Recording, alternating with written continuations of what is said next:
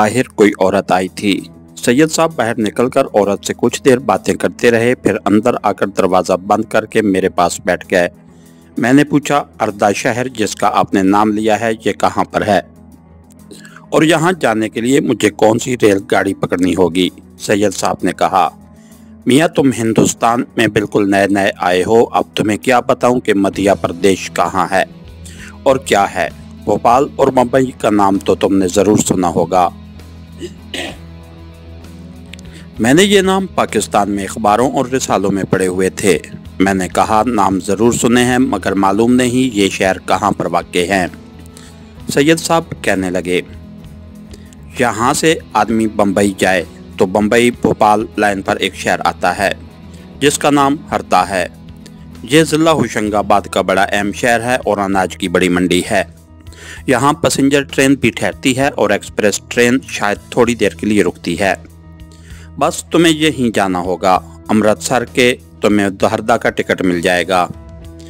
मैं अपना आदमी तुम्हारे साथ कर दूंगा, वो खुद तुम्हें गाड़ी में बैठा आएगा। आगे तुम्हें खुद एहतियात से काम लेना होगा। मैंने अभी तक सैयद साहब को अपने वालिद साहब की दूसरी वसीयत के बारे में बताया था कि मेरी छोटी बहन को सिख गुंडे ने फसादात में शहीद कर दिया था और मेरा बाप बेटी की लाश खेतों में जिस जगह छोड़कर मेरे साथ भागा था, मुझे वहां जाकर फाते भी पढ़ना है और अपनी शहीद बहन की रूह से वालिद साहब की तरफ से माफ़ी भी मांगनी है। जब मैंने उन्हें इस बारे में बताया तो वो बोले, ये बड़ा जज्बाती सा काम तुम्हारे वालिद साहब तुम्हारे सपुर्द कर गए हैं। तुम्हारे पीछे पहले ही खुफिया पुलिस लगी हुई है। ज़रा खेतों में वो जगह तलाश करते फिरोगे। 12 साल गुजर गए हैं इस बात को मालूम है। मैं अब वहाँ खेत होंगे, कोई बिल्डिंग बन गई होगी। मैंने कहा, ये मेरे वालिद साहब की वसीयत थी, मैं हर हालत में उनकी वसीयत को पूरा करना चाहता हूँ। अमृतसर शहर के इर्द गिर्द का सारा इलाका मेरा जाना पहचाना है। जब पाकिस्तान बना तो मुझे उस वक्त काफ़ी होश था। मैं वो जगह पहचान लूँगा जहाँ मेरे मियाँ जी ने मेरी बहन की लाश को ज़मीन पर रख दिया था। मैं उस वक्त उनके साथ था। सैयद साहब कुछ तजब्जुब में पड़ गए, सर हिलाकर बोले, बरखुरदार, मैं तुम्हें वहाँ जाने का मशवरा नहीं दूंगा। आगे तुम्हारी मर्जी है, जो चाहे करो। मैंने कहा, मैं शाम के वक्त जब अंधेरा हो जाएगा तो जाऊंगा। मुझे वो जगह याद है। करीब ही रेलवे फाटक था और अमृतसर शहर के शरीफपुरे की आबादी शुरू हो जाती थी। सैयद साहब कहने लगे, अब शरीफपुरे का नाम सिखों ने सिंहपुरा रख दिया है। ठीक है, अगर तुमने इरादा कर ही लिया है तो फिर आज शाम को वहां चले जाना, लेकिन एक बात का तुम्हें मुझे यकीन दिलाना होगा। फरमाइए, मैंने पूछा।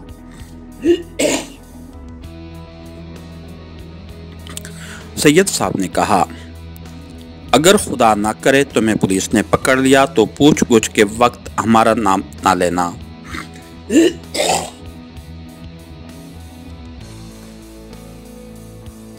मैंने कहा, आप यकीन रखें, पुलिस मुझ पर कैसा भी तशद्दुद क्यों न करे, मेरी ज़बान पर आपका नाम नहीं आएगा। सैयद साहब का चेहरा बता रहा था कि उन्हें मेरी बात पर यकीन नहीं आया। सर को हिलाते हुए बोले, भाई, तुम यहाँ की पुलिस के तशद्दुद से वाकिफ नहीं हो। खुदा न करे, खुदा न करे।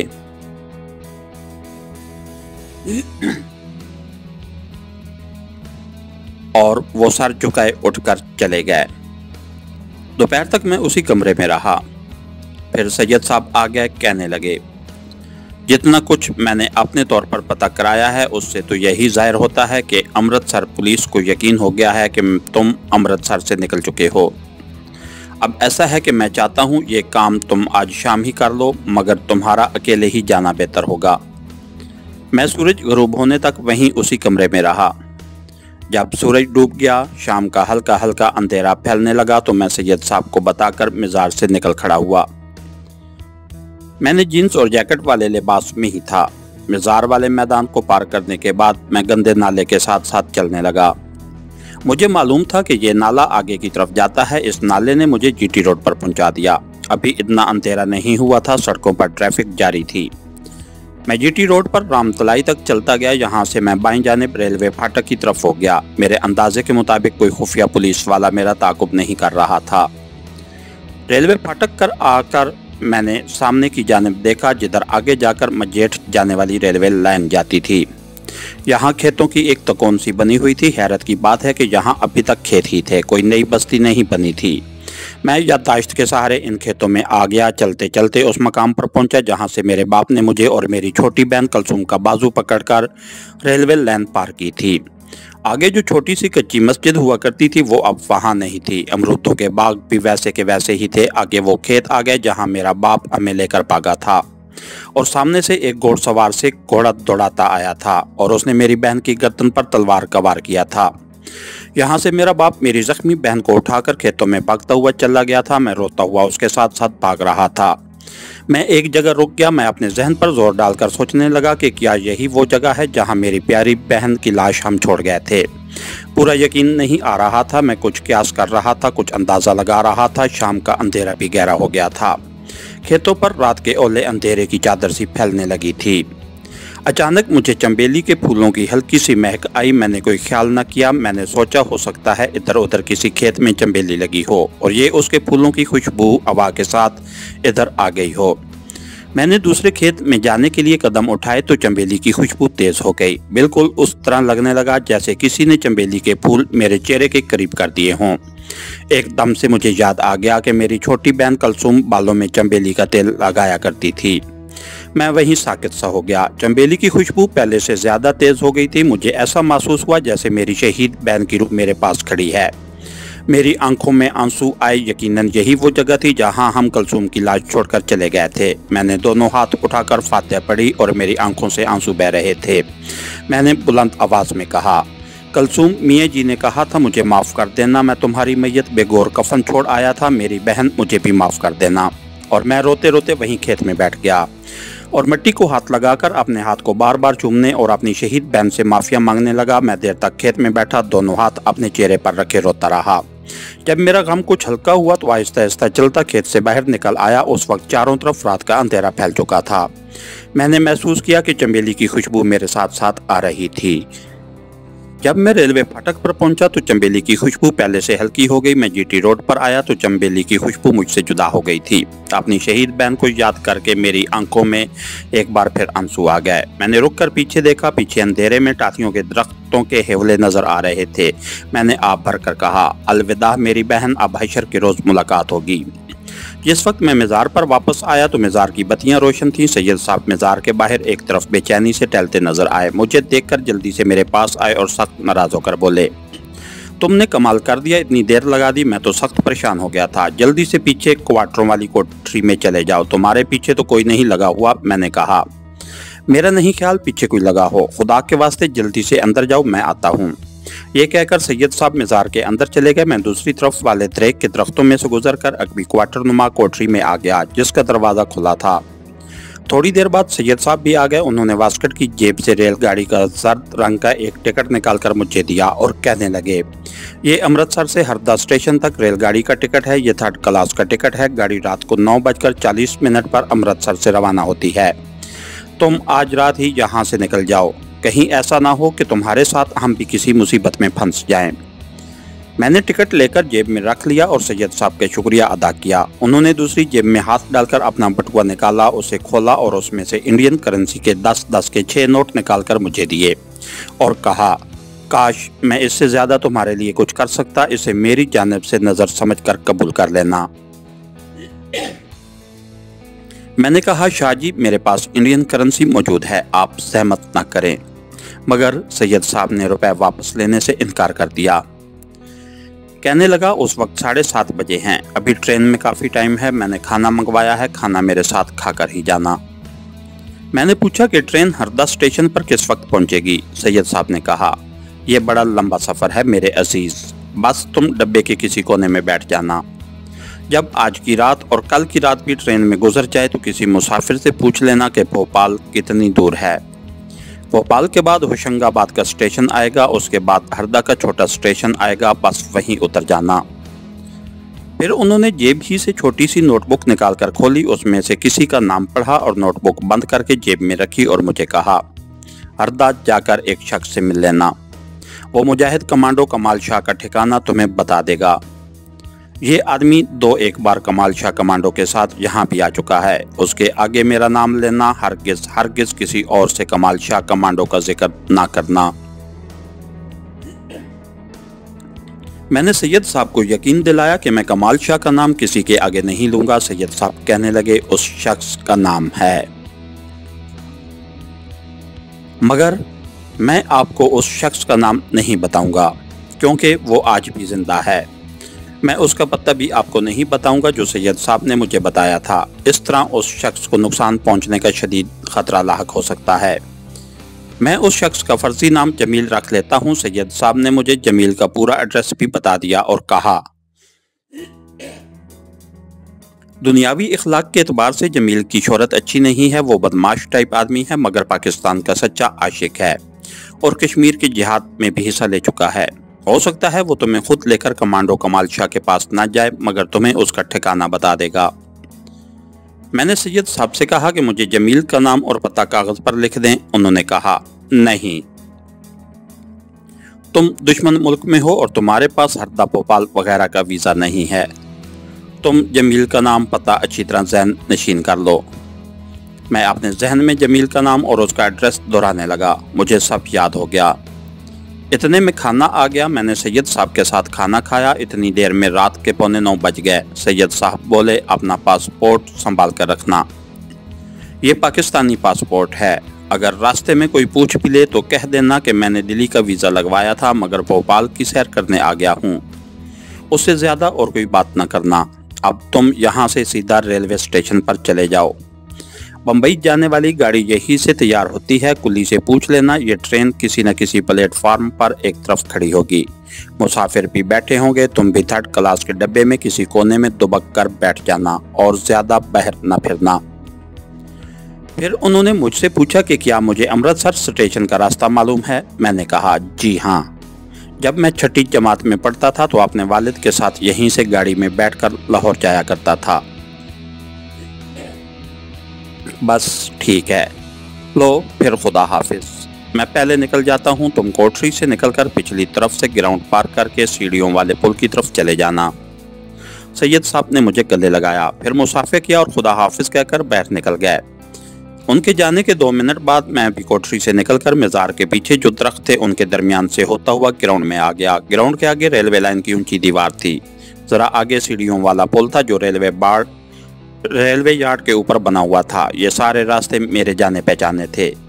जब मैं ग्राउंड में से रात के अंधेरे में गुजर रहा था तो मैंने महसूस किया था कि कोई शख्स मेरा पीछा कर रहा है। एक जगह रुककर मैंने पीछे देखा, मगर मुझे कोई आदमी दिखाई नहीं दिया। लेकिन हकीकत ये थी कि एक आदमी ताक़ुब कर रहा था। रात के 8:45 बजे का वक्त था। अमृतसर शहर में कोई इतनी ज़्यादा रोशनियां नहीं थी। रेलवे लाइन पर सिग्नल की सुर्ख सब्ज़ बत्तियां नज़र आती थीं। दाएं जानिब मकानों की रोशनी थी। सड़क पर काफ़ी फासले पर स्ट्रीट लैंप रोशन थे। सीढ़ियों वाला रेलवे का पुल मुझसे थोड़ी दूर ही रह गया था। मैं सड़क पार करके पुल की तरफ बढ़ा तो अचानक किसी ने पीछे से मेरे बाजू को पकड़कर पंजाबी में पूछा कि मैं किधर जा रहा हूँ। एक सेकंड के लिए मेरा जिस्म खौफ के मारे बेजान सा हो गया। वो आदमी अब मेरे सामने आ गया। ये वो हिंदू नहीं था जो उससे पहले मेरे ख्याल के मुताबिक दिल्ली से मेरा पीछा कर रहा था और जिसने मुझे गिरफ्तार कराने के लिए मज़ार पर भी छापा डलवाया था। ये आदमी भी हिंदू था, सिख नहीं था, मगर जवान और अच्छे डील डोल वाला था। तंग हिंदुवाना पाजामा और कुर्ता पहना हुआ था और ऊपर सदरी पहन रखी थी। उसका एक हाथ सदरी की जेब में था। मैंने घबराहट पर बहुत हद तक काबू पा लिया था। मैंने भी पंजाबी में बड़े एतमाद से कहा, घर जा रहा हूँ। कहाँ है तुम्हारा घर? वो मेरे बिल्कुल सामने था। उसने मेरा एक बाजू अभी तक अपनी गिरफ्त में ले रखा था। मैंने अपना बाजू छुड़ाने की कोशिश करते हुए कहा, तुम मेरा बाजू तो छोड़ो, सैनमा के पास है मेरा घर। वो शख्स बड़ी अय्यारी से मुस्कुरा रहा था। उसने मुझसे मेरा नाम पूछा। मैंने फौरन कहा, मोहन चंद। मोहन चंद नाम का एक हिंदू लड़का मजेठ के स्कूल में मेरे साथ पढ़ा करता था। उस वक्त अचानक मुझे उसका नाम याद आ गया था। उस आदमी ने एक हाथ से मेरा बाजू पकड़े रखा, दूसरा हाथ जो उसकी सदरी में था उसने बाहर निकाला तो उसमें एक पिस्तौल था। कहने लगा, तुम्हें मेरे साथ थाने चलना होगा, वहां तुम अपना असली पाकिस्तानी नाम बताओगे। मेरे जिस्म में सर लहर सी दौड़ गई। थाने जाने का मतलब ये था कि पुलिस को मालूम हो जाता कि मैं पाकिस्तानी हूँ। पासपोर्ट पर दिल्ली का वीज़ा लगा था, मगर मैं गैर कानूनी तौर पर अमृतसर आ गया हूँ। पुलिस ने जाहिर है मुझे पाकिस्तानी जासूस समझकर गिरफ्तार कर लेना था और फिर मुझ पर तशद्दुद और अज़ियतों की एक नाकाबिले ख़त्म सिलसिला शुरू हो जाता। एक सेकंड में मुझे अपने मकासद और उम्मीदों के महल मस्मार होते नजर आए। एक बात बिल्कुल वाज़ेह थी कि मैं उस शख्स से बच नहीं सकता था। वो खुफिया पुलिस का आदमी था और पुलिस मेरी तलाश में मज़ार पर पहले भी छापा मार चुकी थी। अब मैं उसके शिकंजे में जकड़ा जा चुका था। मैंने उसके बावजूद आखिरी कोशिश के तौर पर उसे समझाने की कोशिश की कि मैं पाकिस्तानी नहीं हूँ, मेरा नाम मोहन चंद है, वगैरह वगैरह, मगर उस पर मेरी किसी बात का कोई असर नहीं हो रहा था। उसने पिस्तौल वाला हाथ सदरी की जेब में डाल दिया और बोला, मेरा निशाना बड़ा पक्का है। तुमने भागने की कोशिश की तो मेरे पिस्तौल की गोली तुम्हें वहीं सड़क पर गिरा देगी। चुपचाप मेरे साथ थाने चल पड़ो। वो मेरा बाजू पकड़कर मुझे अपने साथ चलाने लगा। उसका रुख हाल बाजार की तरफ था। मैं समझ गया कि वो मुझे कोतवाली ले जा रहा है। कोतवाली का थाना हाल बाजार के आखिरी सिरे पर था। पाकिस्तान बनने से पहले जब कभी मैं अपने मियाँ जी के साथ अमृतसर आता था तो कोतवाली के करीब से कई बार गुजरा था। मुझे ये भी पता था कि हाल बाजार में 2 मस्जिदें भी हैं, मगर जाहिर है पाकिस्तान बन जाने के बाद और मुसलमानों के अमृतसर शहर खाली कर देने के बाद ये मस्जिदें बैरान हो गई थीं। मैं इस खुफिया पुलिस वाले के शिकंजे में जकड़ा हुआ उसके साथ साथ चल रहा था। हम लाल गेट के नीचे से गुजरकर हाल बाजार में आ गए। मैंने दिल में पक्का फैसला कर लिया था कि एक बार तो फरार होने की कोशिश ज़रूर करूँगा, चाहे गोली लगने से जख्मी क्यों ना हो जाऊं। ये भी हो सकता था कि ये शख्स फायर करे और गोली मुझे ना लगे। रात का वक्त है, मैं अंधेरे में किसी न किसी तरफ निकल सकता हूँ। हाल बाजार में बहुत से आ जा रहे थे। दुकानें खुली थी, कुछ दुकानें बंद हो चुकी थी। हम मस्जिद खैरुद्दीन के आगे से गुजर गए। उसके आगे गोलहट्टी वाला चौक आता था। मुझे याद था कि यहाँ से एक बाजार रामबाग की तरफ निकलता है। उस बाजार में तवाइफें बैठती हैं, मुजरा भी होता था। मैं अपने वालिद साहब के साथ इस बाज़ार में से भी 2-3 बार गुजरा था, क्योंकि वहाँ आटे दाल और परचून की दुकानें भी थीं। मैंने दिल में तय कर दिया कि जैसे ही गोलहट्टी वाला चौक आएगा मैं रामबाग की तरफ दौड़ पड़ूंगा। उसके बाद जो होगा देखा जाएगा, क्योंकि थाने पहुँचने के बाद मैं और मेरे मिशन की मौत यकीनी थी। मुझे हर हालत में अपनी जान बचाने के लिए जान की बाजी लगानी थी। मैंने दूर से देखा, चौक में गोलहट्टी खुली थी। ये सिखों की मशहूर दुकान हुआ करती थी, जहां मटियारी का सामान, तलवारें, करपानें बिका करती थीं। खुफिया पुलिस वाले ने मेरा बायां बाजू पकड़ रखा था। अपना दूसरा हाथ जिसमें पिस्तौल था उसने सदरी की जेब में डाला हुआ था। मैंने गहरे गहरे लंबे लंबे सांस लेने शुरू कर दिए और मैंने खुदा से कहा, मेरे मौला, इस वक्त मेरी मदद फरमा। मैं तेरे दीन के रास्ते पर जिहाद करने निकला हूँ। मुझे इन काफरों के हाथों मरने से बचा ले। मेरा भी भरपूर शबाब का ज़माना था। मेरा कद काठ भी बड़ा मजबूत था। बदन में जवान खून और इस्लाम का जोश व जज्बा मौजूद था। गहरे सांस लेने से मेरे खून में ऑक्सीजन शामिल हो गई थी। जैसे ही मैं चौक में पहुंचा, मैंने या अली का नारा लगाकर एक ही झटके से अपने आप को काफिर पुलिस वाले से छुड़ाया और रामबाग की तरफ जाने वाले तवाइफों के बाजार में अंधाधुंध भाग उठा। मुझे यकीन था कि बाजार में रश है। खुफिया पुलिस वाला मेरे पीछे जरूर भागेगा, मगर गोली फायर नहीं करेगा, और ऐसा ही हुआ।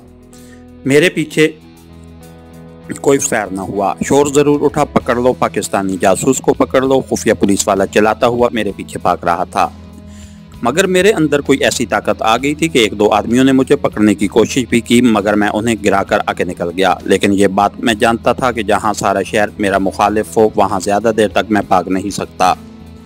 मुझे फ़ौरन किसी जगह छुप जाने या जल देकर किसी दूसरी तरफ निकल जाने की ज़रूरत थी।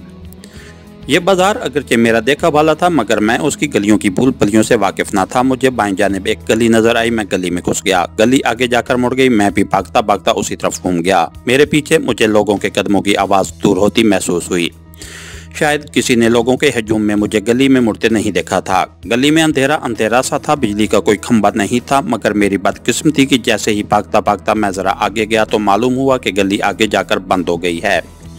अब मेरा पकड़ा जाना यकीनी था। बाजार में मुझे पाकिस्तानी जासूस को पकड़ लो का शोर साफ सुनाई दे रहा था। मैं किसी मकान की सीढ़ियां तलाश करने लगा कि किसी मकान के ऊपर चढ़कर छतों पर से होता हुआ दूसरे बाजार में निकल जाऊं। एक दरवाज़ा नजर आया, मगर वो अंदर से बंद था। मैंने अंधेरे में दूसरी तरफ घूमकर देखा। अचानक मुझे किसी औरत की आवाज़ सुनाई दी, मेरे स्वामी, मेरे नाथ, तुम आ गए। गली में अंधेरा ज़रूर था, मगर उसी अंधेरे में मैं देख सकता था। मैंने देखा कि जहां गली बंद होती थी उसकी दीवार के साथ ही एक मकान की बैठक की खिड़की खुली थी। उसमें एक औरत का चेहरा नजर आया जो मुझे हाथ के इशारे से अपनी तरफ बुलाते हुए बार बार कह रही थी, मेरे स्वामी, मेरे नाथ, तुम आ गए, आ जाओ, मेरे पास आ जाओ, मैं तुम्हारी दासी हूँ। मुझे उस वक्त ये मालूम करने की फुर्सत ही नहीं थी कि ये औरत कौन है और किसके स्वामी कौन है। मैं उसकी तरफ लपक कर गया। खिड़की जमीन से कोई 4 फुट ऊंची थी और खुली थी। मुझे करीब आता देखकर औरत पीछे हट गई। मैं खिड़की में से अंदर कूद गया। अंदर भी अंधेरा था। मैंने औरत से कहा, खिड़की बंद कर दो। उस औरत ने, जो खुदा जाने कौन थी, फौरन खिड़की बंद करके कुंडी लगा दी। अब मैं फर्श पर बैठा हाँफ रहा था और अंधेरे में आंखें फाड़ फाड़ कर देखने की कोशिश कर रहा था। ये किसी मकान की उस किस्म की बैठक थी कि जिसकी खिड़की उस गली में खुलती थी और दरवाज़ा किसी दूसरी गली में खुलता था। मुझे तबले बजने और घुंघरूं की झनकार की आवाज़ें सुनाई दी। मैं किसी तवाइफ के मकान की निचली बैठक में आ गया था, मगर सवाल ये था कि ये औरत कौन थी। उस औरत ने बेख्तियार मुझे अपने बाजुओं में ले लिया और खुशी से निहाल होकर जज्बाती लहजे में बोली, मेरे स्वामी, मेरे नाथ, आखिर तुमने अपनी पत्नी को माफ़ कर दिया। आखिर तुम मेरे पास आ गए। है भगवान, तेरी कृपा है। मेरी समझ में कुछ नहीं आ रहा था कि ये औरत कौन है और मुझसे किस किस्म की बातें कर रही है। मेरा एक कान बाहर की आवाज़ों पर भी लगा था। मुझे धड़का लगा था कि खुफिया पुलिस वाला लोगों को लेकर गली में ज़रूर आएगा। अगरचे मकान की खिड़की बंद थी, मगर वो खिड़की खोल भी सकता था। अगर उन्होंने मुझे इस गली में घुसते देख लिया है और अगर गली आगे जाकर बंद हो जाती है तो लामहला वो यही समझेंगे कि मैं इसी मकान में घुसा हूँ। मगर गली में खामोशी थी। उस खामोशी को सिर्फ तबले और घुंघरूं की आवाज़ ही परेशान कर रही थी। ऊपर छत कोई तवाइफ मुजरा कर रही थी, जिसके पाँव की थाप भी छत पर सुनाई देने लगी थी। मैंने आहिस्ता से औरत से कहा, यहाँ कोई और दरवाज़ा भी है? औरत ने अभी तक मुझे अपने बाजुओं में जकड़ रखा था और बार बार मेरी बलाएं ले रही थी। मैंने बड़ी मुश्किल से अपने आप को उसकी गिरफ्त से आज़ाद किया। इतने में उस औरत ने खुदा जाने कहाँ से मोमबत्ती और माचिस निकाली और मोमबत्ती रोशन कर दी। मोमबत्ती की रोशनी में जो चीज़ मुझे सबसे पहले नजर आई वो उस औरत के एक पाँव में पड़ी हुई लोहे की जंजीर थी। मैं ठटक सा गया। फिर औरत को देखा। ये 25-30 साल की जवान हिंदू औरत थी। माथे पर तलक लगा था, सफ़ेद साड़ी पहनी हुई थी, मांग में संदूर भी भरा हुआ था। रंग गोरा था और बड़ी सेहतमंद औरत थी, मगर उसकी आंखों में एक अजीब किस्म की वहशत सी झलक रही थी। वो मेरी तरफ देखकर मुस्कुराए जा रही थी। जलती हुई मोमबत्ती उसने दोनों हाथों में थाम रखी थी। उसने मोमबत्ती मेरे चेहरे के आगे लाकर इस तरह दाएं बाएं 3-4 मरतबा घुमाई जिस तरह आरती उतारी जाती है, और आहिस्ता आहिस्ता डांस करते हुए गाने लगी।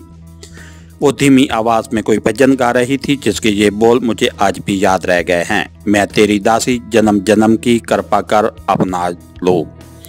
मेरे राम रम्या और मेरे राम रम्या। मैं मामले की तह तक पहुंच गया था। ये उस कोठे की तवाइफ की कोई पागल बेटी या बहन थी जिसे बैठक में जंजीर डालकर बंद कर दिया गया था कि घर की इज्जत घर में ही रहे। बेशक तवाइफों की भी अपनी एक इज्जत होती है जिसे हम नहीं समझ सकते। अगर ये औरत तवाइफ की बेटी या बहन ना होती तो वो उसे कभी अपने घर में ना रखती। मेरे लिए ये पागल औरत भी उस वक्त फरिश्ते रहमत साबित हुई थी। मगर मैं वहाँ ज़्यादा देर नहीं रुक सकता था। मेरे लिए वहाँ से निकल जाना बहुत ज़रूरी था। पुलिस पाकिस्तानी जासूस की आसानी से जान नहीं छोड़ सकती थी। पुलिस ने सारे इलाके में घर घर तलाशी लेनी थी। अभी मैं सोच ही रहा था कि गली में कदमों की आवाज़ गूंजी। मैं घबरा कर उठा। औरत ने भजन गाना और रक्स करना बंद कर दिया। खिड़की को अंदर से उस औरत ने कुंडी लगा दी थी। बाहर से किसी ने ज़ोर ज़ोर से खिड़की पर हाथ मारते हुए कहा, खिड़की खोलो, खिड़की खोलो। मैंने औरत से कहा, खबरदार खिड़की ना खोलना। पागल औरत को एकदम गुस्सा आ गया। साने मोमबत्ती बुझा दी और बोली, राकेश फिर मेरे राम को मुझसे अलग करने आ गए हैं। ये रावण ने भेजे हैं, मैं अभी इनकी खबर लेती हूँ।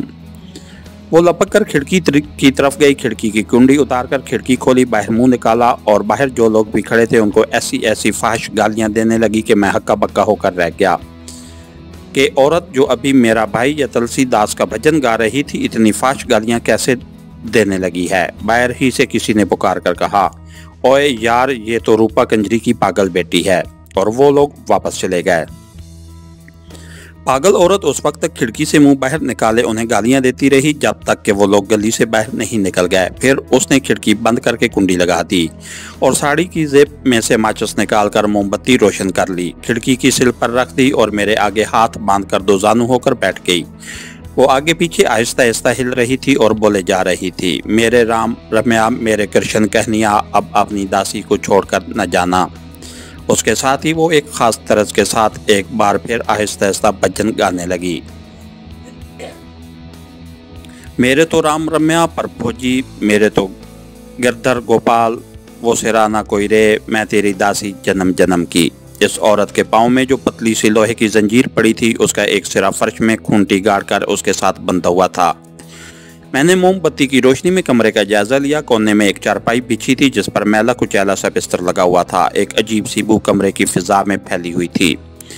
चारपाई की पांति की तरफ एक दरवाजा था जो बंद था। मैंने उठकर दरवाजे को जरा सा धकेला। दरवाजा बाहर से बंद किया हुआ था। पागल औरत ने मुझे दरवाजे की तरफ जाते देखा तो दौड़कर मेरी तरफ आई और पीछे से मुझे अपनी लपेट में ले लिया और रोते हुए बोली, मेरे घनश्याम, अपनी दासी को छोड़कर न जाना। मैं तो जन्म जन्म से तुम्हारे दर्शन की प्यासी यहाँ बैठी थी। तुम आए तो मेरी बगिया में बहार आ गई। मेरे स्वामी, मेरे नाथ। वो रोए जा रही थी। मैंने बड़ी मुश्किल से उसे चुप कराया और उसे लेकर चारपाई पर बैठ गया। उसे हौसला दिया कि मैं उसे छोड़कर कहीं नहीं जाऊंगा। छत के ऊपर कोठे में तबले बाकायदा खड़क रहे थे, घुंघरू बज रहे थे और कोई तवाइफ जो इस पागल औरत की माँ या बहन थी गाना गा रही थी और डांस भी कर रही थी। छत पर उसके पांव जोर जोर से पड़ने की आवाज भी आ रही थी। मैंने उस औरत से पूछा, तुम्हारा नाम क्या है मेरी दासी? मैं उसकी जबान में उससे बात करने की कोशिश कर रहा था। उस औरत ने हाथ जोड़ रखे थे। कहने लगी, स्वामी जी, आप अपनी बालकी का नाम भी भूल गए। हाय मेरे भाग फूटे, मैं सचमुच बड़ी अभागन हूँ। स्वामी जी, आपकी पत्नी का नाम सुगंधी है। फिर वो झूम झूम कर गाने लगी, है रही मैं तो प्रेम दीवानी, मेरा दर्द न जाने कोई। दस्तवा मोलक दी मेरे सतगुरु, कृपा कर अपनायो। है रे मैं तो प्रेम दीवानी। मैं एक मुसीबत से निकलकर दूसरी मुसीबत में फंस गया था। अगरचे ये दूसरी मुसीबत हलाकत खेज नहीं थी और उससे मैं आसानी से छुटकारा हासिल कर सकता था, मगर अभी मैं खिड़की में से कूदकर फरार नहीं होना चाहता था, क्योंकि मुझे मालूम था कि उस सारे इलाके को पुलिस ने घेरे में ले रखा होगा। मुझे याद आ गया कि आगे रामबाग पुलिस स्टेशन भी था। मैं जानता था कि जैसे ही गली में से निकलकर बाजार में आया पकड़ा जाऊंगा। उसी लिए मेरा कुछ देर इस दीवानी औरत के पास रहना बहुत जरूरी था। मुझे ये डर भी लगा हुआ था कि ऊपर से कोई आदमी नीचे आ गया तो वो मुझे पकड़कर पुलिस के हवाले कर देगा, शोर मचा देगा। लेकिन ऊपर मुजरा बड़े अरूज पर था, इसलिए किसी के अभी नीचे आने का अमकान नहीं था।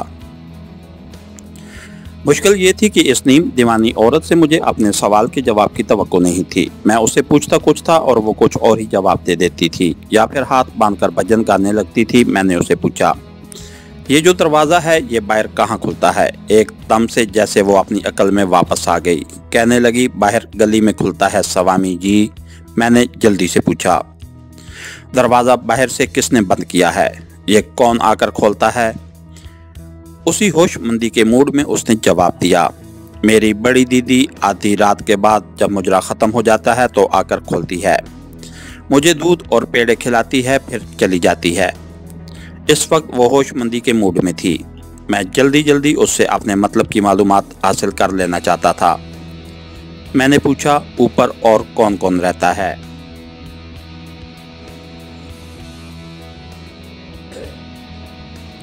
अक्ल की जो लहर एक पल के लिए आई थी वो गुजर गई। कहने लगी, स्वामी जी, आप परलोक से आ रहे हैं, थक गए होंगे, मैं आपके पाँव दाब देती हूँ। फिर वो मेरे बूट उतारने लगी। मैंने पाँव पीछे कर लिए। वो चारपाई से उठकर नीचे फर्श पर पाँव के बल बैठी थी। फिर उसने मेरे कपड़े उतारने की कोशिश करते हुए कहा, लाइए मैं आपके शरीर को प्रसन्न करती हूँ। मैं जल्दी से पीछे हट गया। नहीं नहीं, ऐसा मत करना, खबरदार। उसने अपने हाथ पीछे कर लिए और बोली, अच्छा तो फिर मैं आपने कपड़े उतार देती हूँ। मैंने जल्दी से उसके हाथ पकड़ लिए और डांट कर कहा, खबरदार, हम तुम्हें हुक्म देते हैं कि यहाँ चारपाई पर बैठी रहो, नहीं तो हम वापस चले जाएंगे।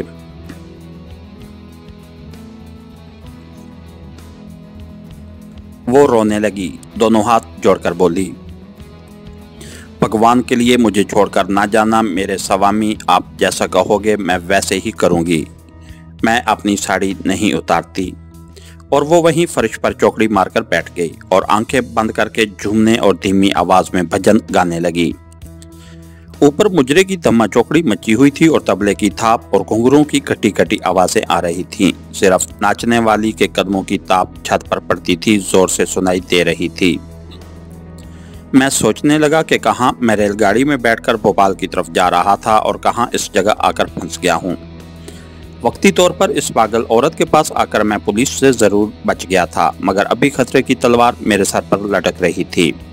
पुलिस इस तवाइफ के मकान पर आकर उसकी तलाशी भी ले सकती थी और वो नीचे पागल औरत के कमरे में भी देखने आ सकती थी कि कहीं पाकिस्तानी जासूस वहां तो नहीं छुपा हुआ। हरदा स्टेशन तक का थर्ड क्लास का रेलवे टिकट और भारतीय करेंसी नोट मैंने मजार से चलते वक्त ही अपनी जुराबों में छुपाकर रख लिए थे। मेरी जेब में सिर्फ एक आम सा चाकू, पासपोर्ट और 15-20 रुपए इंडियन करेंसी के थे। रेल के टिकट की मियाद 6-7 दिनों तक होती थी और मैं दूसरे तीसरे रोज भी ट्रेन पकड़ सकता था, मगर इतने रोज मैं वहां ठहर ही नहीं सकता था। आधी रात के बाद उस पागल औरत की बड़ी बहन जो ऊपर मुजरा कर रही थी, मुजरा खत्म करके नीचे आने वाली थी। वो मुझे देखकर जरूर शोर मचाएगी, उसके साथ एक आदमी भी हो सकता है। आधी रात के बाद मेरा पकड़ा जाना यकीनी था। मुझे आधी रात से पहले पहले वहां से फरार हो जाना था। फरार होने का रास्ता एक ही था, कमरे की खिड़की खोलकर मैं बाहर छलांग लगाऊंगा और गली में से निकल जाऊंगा। मुझे सिर्फ इस बात का इंतजार था कि जरा रात गहरी हो जाए, मगर यह तवाफों का बाजार था जिसकी रौनक रात गह तक कायम रहती थी। मैंने सोच लिया था कि मैं यहाँ से वापस पुलिस रेलवे स्टेशन पर नहीं जाऊंगा। रेलवे स्टेशन पर जाना अपने आप को मौत के मुंह में डालने के बराबर था। वहां तो पुलिस मेरी तलाश में मुझसे पहले पहुंच चुकी होगी। मैं जीटी रोड पर जाकर उसके साथ साथ खेत चलता जलंधर की तरफ जाना चाहता था। रातों रात जिस कदर आगे निकल सकता था। सुबह अगर रास्ते में कोई बड़ा स्टेशन आ गया तो वहां से ट्रेन में बैठकर अमृतसर शहर से दूर जाना चाहता था। यही मेरा प्रोग्राम था। अब मैं इस इंतजार में था कि रात कुछ और गुजर जाए। ऊपर मुजरे की आवाज़ रुक गई थी। मैं 9:15 बजे मज़ार से चला था। उस वक्त मेरे अंदाजे के मुताबिक रात के 10-10:15 बजे का वक्त था। मुजरा रुक गया था। आदमियों के ऊंची आवाज़ में बोलने की हल्की हल्की आवाज़ें आ रही थी। मेरी बाल की दीवानी सकूत मेरे सामने इसी तरह फर्श पर बैठी, हाथ बांधे, आंखें बंद किए, झूम झूम कर श्लोक पढ़ रही थी, जो मेरी समझ में बिल्कुल नहीं आ रहा था। मैं उठकर खिड़की की तरफ गया। मैं ये देखना चाहता था कि गली में कोई है या नहीं। एकदम से दीवानी उछलकर उठी और पीछे से आकर मुझे लपट गई और मेरी मिन्नतें करनी शुरू कर दी। स्वामी मेरे नाथ, मुझे छोड़कर न जाना, मैं तुम्हारे पांव पड़ती हूँ, मुझे छोड़कर न जाना। मैं सोच में पड़ गया कि जब मैं यहाँ से फरार होने लगूंगा तो ये औरत तो मुझे खिड़की से बाहर छलांग लगाते देखकर शोर मचा देगी। ये एक बहुत बड़ा खतरा था। शोर की आवाज़ सुनकर ऊपर से लोग नीचे आ सकते थे, क्योंकि अब मुजरा भी नहीं हो रहा था और शोर की आवाज़ ऊपर जा सकती थी। मैं जल्दी से वापस चारपाई पर आकर बैठ गया। मैं औरत को तसल्लियाँ देने लगा। तुम क्यों घबराती हो? मैं तुम्हें छोड़कर थोड़े जा रहा हूँ। तुम तो मेरी बालकी हो, मेरी पत्नी हो। औरत ये सुनकर जैसे निहाल हो गई और मेरे घुटनों पर सर रखकर बोली, मेरे गर्दर गोपाल, मेरे स्वामी दुख भजन। इतना मुझे मालूम था कि ये औरत मुझे खिड़की से कूदता देखकर सिर्फ अपने अंदाज में शोर ही मचा सकती है, मेरे पीछे नहीं आ सकती, क्योंकि उसके पाँव में जंजीर बंधी हुई थी। वो सिर्फ खिड़की तक ही जा सकती थी।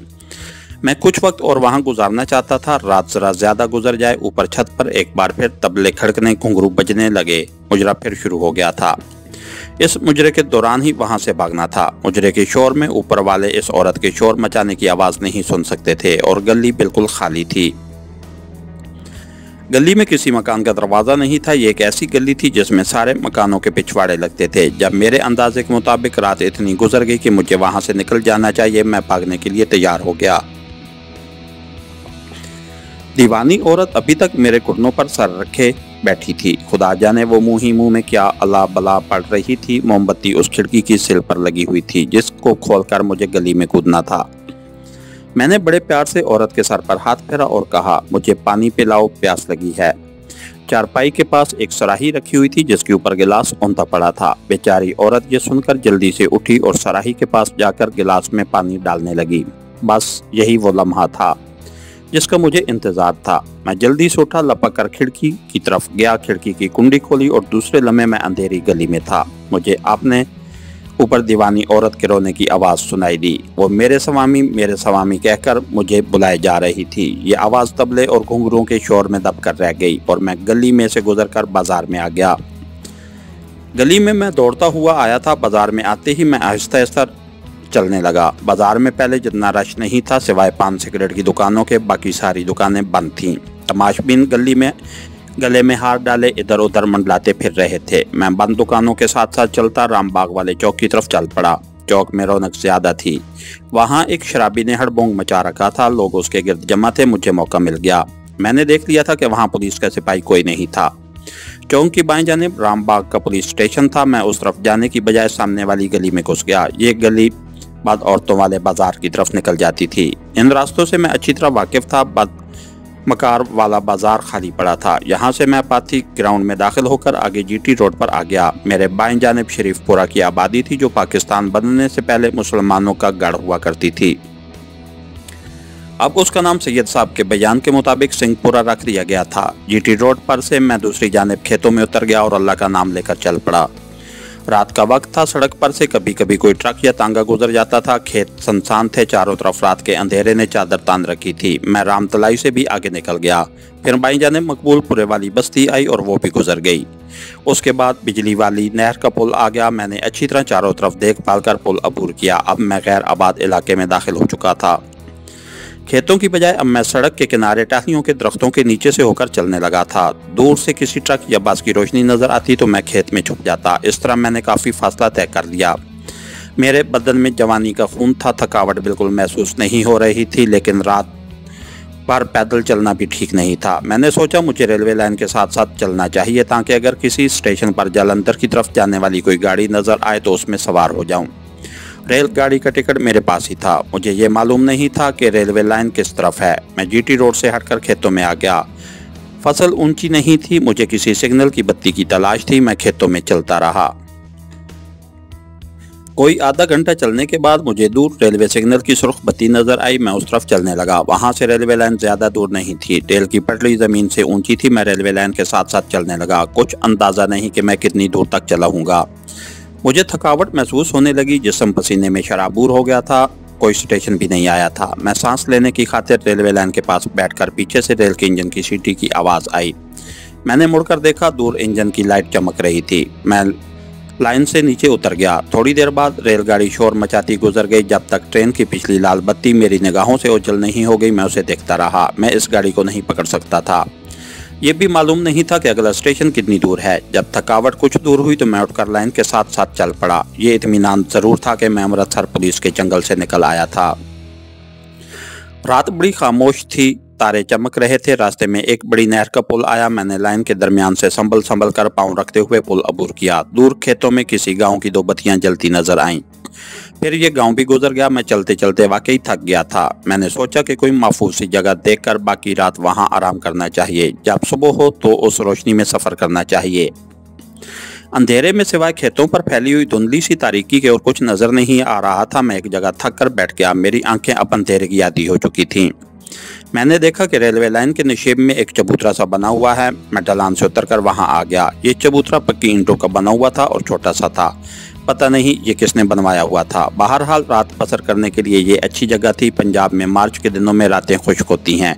मेरा बदन गर्म था। मैं चबूतरे के फर्श पर सर रख कर लेट गया। जब जरा बदन की गर्मी दूर हुई तो सर्दी महसूस होने लगी। मैं गुड़ने अपनी छाती के साथ लगा लिए और गेंद सा बनकर आंखें बंद कर ली। बहुत थका हुआ था। नींद ने अपना असर दिखाना शुरू कर दिया। आंख उस वक्त खुली जब एक रेलगाड़ी शोर मचाती लाइन पर से गुजरी। मैंने आंखें खोलकर देखा। आसमान पर सुबह का नूर फैलने लगा था। पौ फट रही थी। मैं अगरचे 2-3 घंटे ही सोया था, मगर मेरी सारी थकावट दूर हो गई थी। मैंने कलमा शरीफ पढ़कर मुंह पर हाथ फेरा और आगे रवाना हो गया। मैं रेलवे लाइन से हटकर खेतों के साथ चल रहा था। दिन की सफेदी आहिस्ता आहिस्ता फैल रही थी। फिर सूरज निकल आया। दूर तक खेत ही खेत थे। कहीं कहीं दरख्तों के झुंड भी दिखाई दे रहे थे। बाईं जानिब काफी फासले पर एक गांव आया। मैं आगे निकल गया। ये सारे गांव सिखों के ही हो सकते थे। जाहिर है वहां कोई मुसलमान घर नहीं था। मैं किसी गांव में नहीं जा सकता था। हैरानी की बात थी कि अभी तक कोई स्टेशन नहीं आया था। मैं काफ़ी देर तक चलता रहा। खेत ख़त्म हो गए तो वीरान ज़मीन का सिलसिला शुरू हो गया। एक छोटी सी नदी आ गई जिसके किनारे कीकर के दरख्त थे। मैंने कीकर की एक शाख तोड़कर उसकी मिसवाक बनाई, उससे दांत साफ किए, नदी के पानी से मुंह हाथ धोया, थोड़ा सा पानी भी पिया। उसके बाद दोबारा आगे चल पड़ा। कहीं कहीं से हिंदू किसान खेतों में हल चलाते नजर आ रहे थे, मगर वो मुझसे काफ़ी दूर थे। दूर से एक गुड़ आती नजर आई। मैं एक दरख्त की ओट में छुप गया। गुड़ चारे से लदी हुई थी, उस पर एक सिख बैठा था। गुड़ के आगे 2 बैल जुते हुए थे। जब गुड़ गुजर गई तो मैं दरख्त की ओर से निकल आया। अब फिर खेत शुरू हो गए थे। एक जगह दूर रहट चल रहा था, रूं रूं की आवाज़ आ रही थी। मैं चलता गया। एक गांव आ गया जो काफ़ी बड़ा लगता था। कच्चे मकानों की सफ़ेद सफ़ेद दीवारें और उन पर झुके हुए दरख्त धूप में साफ नज़र आ रहे थे, मगर यह गांव मुझसे काफ़ी फासले पर था। इस गांव से कतरा कर आगे निकल गया। मुझे भूख महसूस होने लगी, मगर वहाँ मैं किसी से खाने पीने को तलब नहीं कर सकता था। यह गांव भी ज़ाहिर है हिंदू सिखों का ही था। धूप काफ़ी निकल आई थी और चलते मुझे पसीना आ रहा था। वहाँ कोई सड़क या रास्ता तो नहीं था। मैं खेतों खेत चल रहा था। कभी चलते चलते एक खेत में आ जाता, कभी दूसरे खेत की मेंढ पर चलने लगता। यहाँ फसलें मेरे कद के बराबर ऊंची थी। मैं एक खेत की मेंढ पर से गुजर रहा था। मेरी रफ्तार सुस्त हो गई थी। मुझे किसी औरत की आवाज़ सुनाई दी। वो किसी से बातें कर रही थी। वहीं रुक गया। ये औरत किसी बच्चे को कुछ कह रही थी। मैं वहीं से वापस मुड़ने ही लगा था कि मेरे कदम अपने आप रुक गए। असल में उस औरत ने जो फसल के पीछे एक ऐसा जुमला बोल दिया था जिसने मेरे कदम रोक दिए थे। इस औरत ने अपनी ज़बान में कहा था, कहो पुत्र ला इलाहा इल्लल्लाह। साथ ही किसी 8-9 साल के लड़के ने कहा, ला इलाहा इल्लल्लाह। मैं हैरान सा होकर वहीं खेत की मेंढ पर बैठ गया और सोचने लगा, ये मुसलमान औरत कहाँ से आ गई है और ये अपने बेटे को खेतों में बिठाकर कलमा शरीफ क्यों पढ़ा रही है। मशरकी पंजाब में जितने मुसलमान ख़ानदान आबाद थे उन्हें सन 47 में हिंदू सिखों ने कत्ल कर दिया था और जो बच गए थे वो भागकर पाकिस्तान आ गए थे। ये मशरकी पंजाब का इलाका हो सकता था। यहाँ किसी मुसलमान घराने का मौजूद होना नामुमकिन बात थी। मैं कान लगाकर सुनने लगा। वो औरत अपने बेटे को कलमा शरीफ पढ़ना सिखा रही थी। मैंने फसल में से देखने की कोशिश की, मगर फसल इतनी घुनी थी कि मुझे वो औरत नज़र नहीं आ रही थी। फसल ऊंची भी थी। मेरे सामने खेत की मेंढ दूर तक चली गई थी। मैं मेंढ से एक तरफ हटकर फसल की ओट में छुप कर बैठा था। औरत ने 3-4 मरतबा लड़के को कलमा शरीफ याद कराया और फिर कहा, जा पुत्र अब स्कूल जा, देर ना हो जाए। मुझसे कोई 50 गज दूर एक जगह से फसल के पौधे एक तरफ हटे और फसल के अंदर से एक 7-8 साल का लड़का बाहर निकला जिसने कमीज और निकर पहन रखी थी। फसलें मैं ये देखकर हैरान रह गया कि लड़का सिख था। उसके सर पर पगड़ी तो नहीं थी, लेकिन उसने बालों का जूड़ा सर के ऊपर बनाकर जूड़े को रुमाल से बांधा हुआ था। उसके पीछे पीछे वो औरत भी खेत से बाहर निकल आई जो इस सिख लड़के को कलमा शरीफ याद करा रही थी। मेरे लिए ये अजीबोगरीब लम्हा था जिसको मेरा दिमाग हल नहीं कर सका था। सिख लड़के के पीछे अगले में स्कूल का बस्ता लटक रहा था। वो एक जगह अपनी माँ से जुदा होकर दूसरे खेत की तरफ चल दिया। उसका स्कूल उस तरफ होगा। अब मेंढ पर वो औरत अकेली जा रही थी। वो शलवार कमीज में थी। मुझसे न रहा गया। उस बात से भी मुझे हौसला हुआ कि ये औरत मुसलमान है, उससे मुझे नुकसान नहीं पहुंच सकता। मैं जल्दी उठा और औरत के पीछे तेज तेज कदमों से चलने लगा। औरत दूसरे खेत की तरफ मुड़ने लगी तो मैंने उसे आवाज़ देकर कहा, बहन जी जरा रुकना। औरत वहीं रुक गई। उसने पलटकर मेरी तरफ देखा और सर पर दुपट्टा ठीक करने लगी। मैंने उसके करीब जाकर उसे अस्सलामु अलैकुम कहा तो वो मुझसे भी ज़्यादा हैरान होकर मेरी तरफ देखने लगी। मैंने उसे ज़्यादा सोचने का मौका ना दिया। मैंने पंजाबी में कहा, बहन जी मैं भी मुसलमान हूँ। मैंने कलमा शरीफ पढ़ दिया और कहा, बहन जी ये राज मेरी समझ में नहीं आया। आपका बेटा सिख है और आप उसे कलमा शरीफ याद करा रही थी। मैंने उसे भी ये बता दिया कि मैं फसल में छुपकर उनके माँ बेटे की बातें सुन रहा था। औरत की उम्र 30-32 साल के करीब होगी। रंग साफ था और चेहरे पर एक अजीब सी उदासी का तासुर था। उसने मुझसे पूछा, तुम मुसलमान हो तो यहाँ कैसे आ गए हो? मैंने कहा, बहन जी मैं पाकिस्तान से वीज़ा लगवाकर अमृतसर आया था। रेलगाड़ी में बैठकर दिल्ली जा रहा था। रास्ते में एक स्टेशन पर गाड़ी रुकी। मैं पानी पीने के लिए उतरा और गाड़ी चल दी। अब पैदल ही अगले स्टेशन की तरफ जा रहा था कि ज़रा सैर भी हो जाएगी और अगले स्टेशन पर दूसरी गाड़ी भी पकड़ दूंगा। खेतों में से गुजरते हुए आपकी आवाज़ सुनी कि आप किसी लड़के को कलमा शरीफ याद करा रही थी। मैं वहीं रुक गया। मैं अभी तक हैरान परेशान हूँ कि आप सिख औरत हैं मगर अपने बेटे को मुसलमानों का कलमा शरीफ याद कराती हैं। ये क्या राज है? इतना मेरे दिल को यकीन था कि ये औरत मुसलमान है, क्योंकि किसी सिख औरत को ज़रूरत है कि वो अपने सिख बेटे को इस्लाम का कलमा याद कराए। लेकिन मैंने अपने इस को उस पर जहर न किया और उसे यही कहा कि वो सिख औरत होकर अपने बेटे को कलमा पाक क्यों याद करा रही थी। औरत की नज़रें मेरे चेहरे पर जमी थीं। उसने मेरे जवाब देने की बजाय मुझसे सवाल किया, क्या तुम पाकिस्तान से आए हो? मैंने कहा, हाँ, ये मेरा पासपोर्ट देख लो। और मैंने उसे पासपोर्ट निकाल कर दिखाया। औरत पढ़ी लिखी लगती थी। उस पाकिस्तानी पासपोर्ट को गौर से देखा, फिर उस पर लगी हुई मेरी तस्वीर देखी, फिर पासपोर्ट को चूमकर आंखों से लगाया। जब उसने पासपोर्ट मुझे वापस किया तो उसकी आंखों में खुशी के आंसू थे। मोमा और पोचीदा हो गया था। मैं चुप खड़ा उसको तक रहा था। औरत ने दुपट्टे से आंसू पूछे, एक नज़र पीछे खेतों की तरफ देखा और उदास लहजे में कहा, वहाँ आ जाओ भाई। वो मुझे फसल के अंदर ले गई, जहाँ थोड़ी सी खुली जगह थी। वो बैठ गई, मैं भी उसके सामने बैठ गया। अब उसने अपने दोनों हाथ अपने चेहरे पर रख लिए और सिसकियां भरकर रोने लगी। मैं परेशान हो गया। मेरी समझ में कुछ न आया तो मैं यूं ही उसे तसल्लियां देने लगा। रोने से जब उस औरत के दिल का गुबार जरा धुला तो वो कहने लगी, मैं सिख नहीं हूँ, मैं मुसलमान हूँ, मगर एक सिख की बीवी बना दी गई हूँ। मैं दम बखुद सा होकर रह गया। तब उस बदनसीब मुसलमान औरत ने अपनी जो दर्दनाक कहानी सुनाई वो मैं आपको अपने लफ्ज़ों में सुनाता हूँ। जब पाकिस्तान के क़याम का ऐलान हुआ तो मशरक़ी पंजाब में हिंदू सिखों ने मिलकर मुसलमानों को कत्ल करना शुरू कर दिया। मुसलमानों के घरों को जला दिया, उन्हें बेदर्दी से कत्ल किया गया, उनके बच्चों को नेज़ों पर उछाला गया, मुसलमान औरतों को अगवा कर दिया गया। हर तरफ मुसलमानों के खून से होली खेली जा रही थी। जो मुसलमान किसी तरह जाने बचाकर काफिरों की शक्ल में पाकिस्तान की तरफ चले, उन्हें भी माफ नहीं किया गया।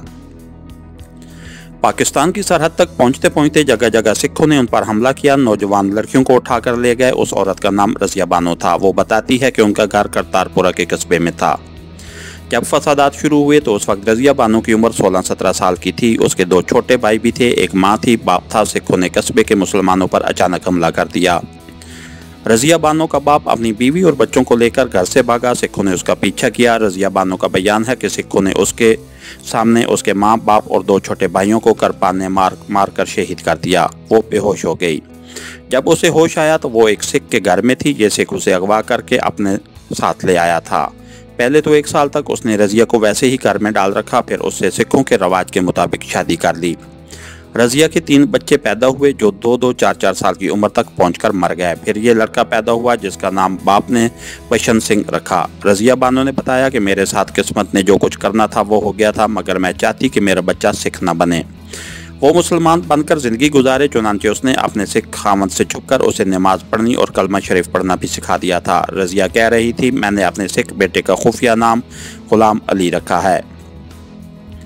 लड़का मुझसे बड़ी मोहब्बत करता है। मैंने उसे नमाज पढ़नी भी सिखा दी है। जब हम घर में अकेले होते हैं तो वो मेरे साथ मिलकर 2 नफल भी अदा कर लेता है। मैं उसे बाकायदा नमाज नहीं पढ़ा सकती। उसका सिख बाप बहुत बड़ा जालिम और मुतासिब सिख है। हमने ये बात उसे छुपा कर रखी हुई है।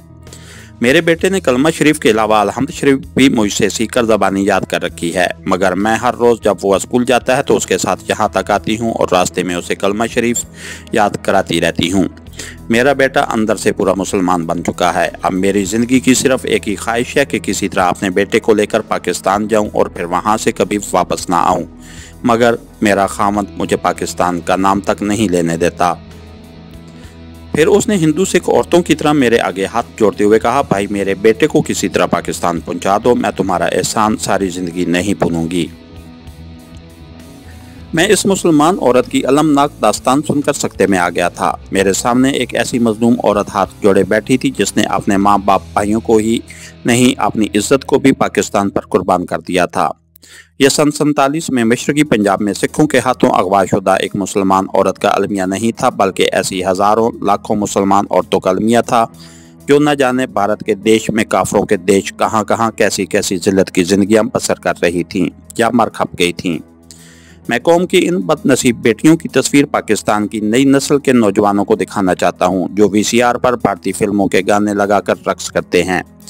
ये औरत जो कभी एक गैरतमंद बाप की मुसलमान बेटी रज़िया बानो थी, आप कुलदीप कौर के नाम से अपने कोख से एक सिख लड़के बसंत सिंह को जन्म देकर पाल रही थी और छुप छुप कर उसे कुरान शरीफ पढ़ा रही थी, नमाज पढ़ा रही थी और कलमा शरीफ याद करा रही थी और मेरे आगे रो रो कर हाथ जोड़कर कह रही थी कि मेरे बच्चे को किसी तरह पाकिस्तान पहुंचा दो, मैं तुम्हारी एहसान सारी ज़िंदगी नहीं भूलूंगी।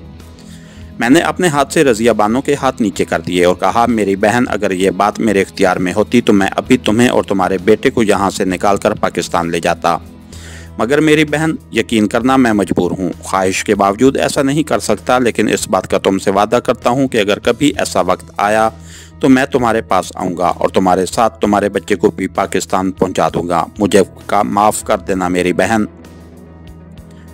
रज़िया बानो और कुलदीप कौर के चेहरे पर एक ऐसा गम, ऐसी उदासी छा गई थी कि जो सदियों का गम और सदियों की उदासी लगती थी। उसने सर उठाकर मेरी तरफ देखा और बोली, तुम यहाँ बैठो, मैं तुम्हारे लिए कुछ खाने को लाती हूँ। मैंने कौम की इस बदनसीब बेटी के पाँव को एक हाथ से छूकर वो हाथ अपनी आंखों पर लगाया और उठते हुए कहा, जिंदगी रही तो एक बार बहन तुम्हारे पास जरूर आऊँगा। ये कहकर मैं फसल में से निकलकर खेत की मेड़ पर आया और रेलवे लाइन की तरफ चल पड़ा। मेरा दिल पाकिस्तान की इस मजलूम बहन के गम में डूबा हुआ था। कितनी देर तक मैं चलता गया, मुझे कुछ पता न चल सका कि मैं कहां से कहां आ गया हूं। जब अपने होशो आवास में आया तो देखा कि मैं एक रेलवे फाटक के करीब पहुंच गया हूं। रेल का फाटक बंद था, गाड़ी आने वाली थी। फाटक की दोनों जानिब कच्ची सड़क पर एक दो रेड़े खड़े थे। एक सिख भैंस का रस्सा हाथों में था। मैं भैंस को रेलवे लाइन पार कराने की कोशिश कर रहा था। दूर से रेल के इंजन ने सीटियां देना शुरू कर दी। फाटक वाले ने शोर मचा दिया। सिख इतनी देर में भैंस को लाइन पार करा चुका था। इस बार गाड़ी जालंधर दिल्ली की तरफ आ रही थी। मैं फाटक से कुछ दूरी खड़ा हो गया। थोड़ी देर बाद ट्रेन आ गई। उसका इंजन कोयले से चलने वाला इंजन था। अभी तक मैंने इंडिया में रेलगाड़ियों के आगे लगे हुए कोयले से चलने वाले इंजन ही देखे थे। बाद में मुझे मालूम हुआ कि चूंकि इंडिया में कोयला कई मकामात से निकाला जाता है, इसलिए ज़्यादातर रेलगाड़ियाँ कोयले के इंजनों से ही चलती हैं। ट्रेन शोर मचाती, लाइन के दोनों तरफ गर्द उड़ाती गुजर गई। सूरज काफ़ी ऊपर आ चुका था और चलते वक्त धूप मुझे चुभने लगी थी। मैंने सोचा कि इस तरह कब तक पैदल चलता रहूंगा। मैं अमृतसर वाली खतरे की फिजा से काफ़ी दूर निकल आया था। बेहतर है कि मैं जीटी रोड पर वापस चला जाऊं और वहां से किसी ट्रक या बस में बैठकर किसी अगले शहर पहुंच जाऊं। वहां से फिर मैं ट्रेन पकड़ लूं। चुनांचे मैं रेलवे फाटक से कच्ची सड़क पर हो गया। ये देहाती इलाका था। किसी को क्या पता कि मैं कौन हूँ और कहाँ जा रहा हूँ। मेरा लिबास ही ऐसा था कि लगता था शहर से कोई लड़का गाँव अपने अजीजों से मिलने आया है या मिलकर वापस जा रहा है। कच्ची सड़क खेतों में दो चार मोड़ काटने के बाद जालंधर की तरफ जाती जीटी रोड पर निकल आई। यहाँ एक जानिब मुझे दरख्त के नीचे बूढ़ा सिख नजर आया जो छाबे में नागपुरी संगतरे रखे बेच रहा था। इस किस्म के एक संगतरा मैंने सैयद साहब के यहाँ भी खाया था। उन्होंने बताया था कि ये नागपुर का संगतरा है, मगर साथ ही कहा था कि पाकिस्तान के कुओं से भारत के नागपुरी संगतरे को मात कर दिया है। मुझे भूख भी लग रही थी और प्यास भी महसूस हो रही थी। पहले सोचा कि सिख के पास नहीं जाना चाहिए, न जाने वो क्या पूछ बैठे और क्या जवाब मुंह से निकल जाए। फिर ख्याल आया कि ऐसी कोई बात नहीं, उसे क्या पता कि मैं कौन हूँ। भारतीय करेंसी मेरे पास मौजूद थी। मैं सरदार जी के पास चला गया और पूछा, सरदार जी संगतरे कैसे लगाए हैं। मैंने पंजाबी में बात की थी। सरदार जी ने एक संगतरा उठाकर मेरे हाथ में थमाते हुए कहा, खाकर देखो महाराज। मैंने कहा, वो तो मैं देख रहा हूँ कि नागपुरी हैं। मैंने 4 संगतरे उठा लिए और पूछा कि कितने पैसे दूं। सरदार जी ने बेनियाजी से अपनी तौंद पर हाथ फेरते हुए कहा, 1 रुपया दे दो। मैंने उसे 1 रुपये का नोट दिया और आगे चल दिया। मैं उस जगह से कोई सवारी नहीं पकड़नी चाहता था क्योंकि वहां कस्बे का मोड़ था और रेड़ों गड्ढों वगैरह की आमदोरफ्त जारी थी। मैं चलते चलते जब काफ़ी आगे निकल गया तो एक जगह बैठकर 4 संगतरे खा गया। मेरी भूख भी किसी हद तक दूर हो गई और प्यास भी मिट गई। मैं सड़क के किनारे एक तरफ खड़ा होकर किसी लारी वगैरह का इंतजार करने लगा। एक लारी आई जो मुसाफिरों से भरी हुई थी। मैंने हाथ दिया मगर वो ना रुकी। उसके बाद एक ट्रक आया जिस पर सामान लदा हुआ था। मैंने उसे हाथ दिया मगर वो भी ना रुका। दूर से एक जीप आती नजर पड़ी। मैं सड़क से हटकर जरा दूर खड़ा हो गया, इस ख्याल से कि ये कहीं पुलिस वगैरह की जीप ना हो, मगर ये सिविलियन जीप थी। एक सिख सिविलियन कपड़ों में उसे चला रहा था। जीप भी गुजर गई। मैंने उसे हाथ ना दिया। मैं कदम कदम पैदल ही चल पड़ा। थोड़ी दूर तक चला हूँगा कि पीछे हारन की आवाज़ सुनाई दी। मैंने मुड़कर देखा, एक बस आ रही थी। सड़क के दरमियान एक गधा आ गया था जिसके लिए ड्राइवर हारन दे रहा था। दूर से मैं बस को पहचान न सका। मैंने उसे हाथ दे दिया। बस खाली थी, खिड़कियों में सलाखें लगी थी। बस मेरे करीब आकर रुक गई। ये देखकर मेरा ऊपर का सांस ऊपर ही रह गया कि बस की पेशानी पर अंग्रेजी में पुलिस लिखा था। ये पुलिस की गाड़ी थी। सिख ड्राइवर ने हाथ के इशारे से मुझे अंदर बुलाते हुए कहा, आ जाओ बाऊ, आ जाओ। इसके साथ ही हमारी आज के एपिसोड का इख्तिताम हुआ। कहानीकार चैनल को लाइक कीजिए, सब्सक्राइब कीजिए और बेल आइकन को प्रेस कर दीजिए ताकि हर आने वाली नई वीडियो आप तक पर वक्त पहुँच सके। शुक्रिया।